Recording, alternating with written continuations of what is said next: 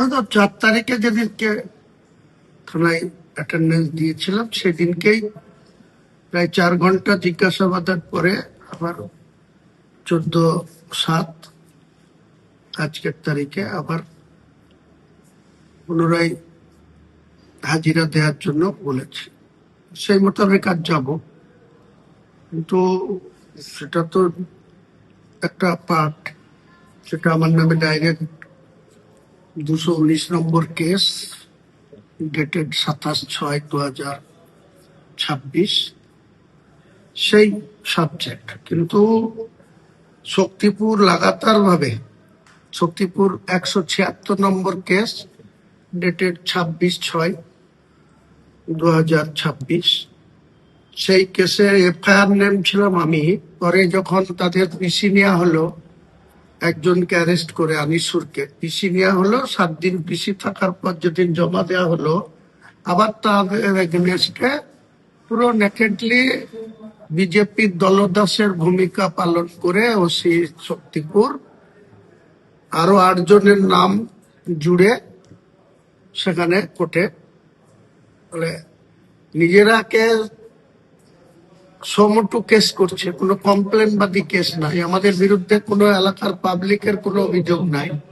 কিন্তু পুলিশ এটা নেকেডলি বিজেপির দালালি করে বিজেপির কাছে খুশি থাকার জন্য, বিজেপি সরকারের কাছে প্রাইজ পোস্টিং নেওয়ার জন্য এসব কাজ করছে। এবং লাগাতার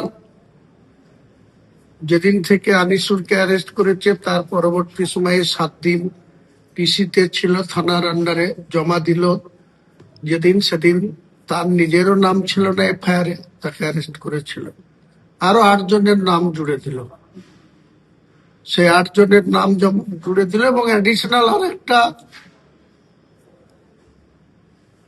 ক্রিমিনালদের ক্ষেত্রে যেরকম হয়, ডাকাতি যারা করে তাদের ক্ষেত্রে, চোর যারা তাদের ক্ষেত্রে যে সমস্ত আচরণ পুলিশ করে, আমাদের ভোটে না হারাতে পেরে এখন বিজেপি ক্ষমতায় এসে এখানে এতদিন মমতা ব্যানার্জির চটি চাটতো যে পুলিশ, যে দারোগারা মমতা ব্যানার্জির চটি চেটে চলতো, এখন যে সরকার আছে সেই সরকারের চটি চাটছে।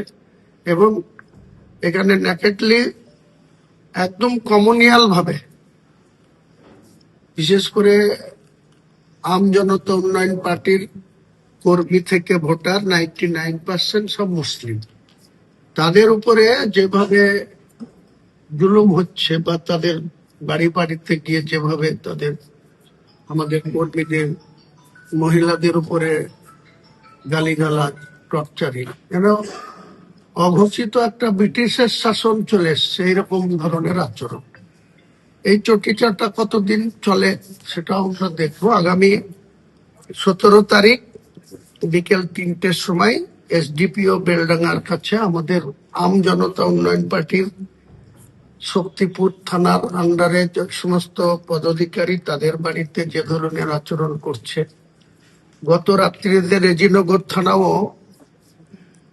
4-5 জন আমাদের যারা নেতৃস্থানীয় ব্যক্তি এই এলাকার, তাদের বাড়িতেও গেছে, তাদেরকেও এরকম হুমকি দিয়ে এসছে। তো নিশ্চয় পুলিশকে কি এই ধরনের আচরণ করবে? কে অধিকার দিয়েছে? যে পুলিশ বিজেপি ক্ষমতায় এসছে বলে বিজেপির চটি চাটবে? টিএমসি ক্ষমতায় ছিল তখন টিএমসির চটি চেটে মানুষের উপরে জুলুম করেছে, অত্যাচার করেছে।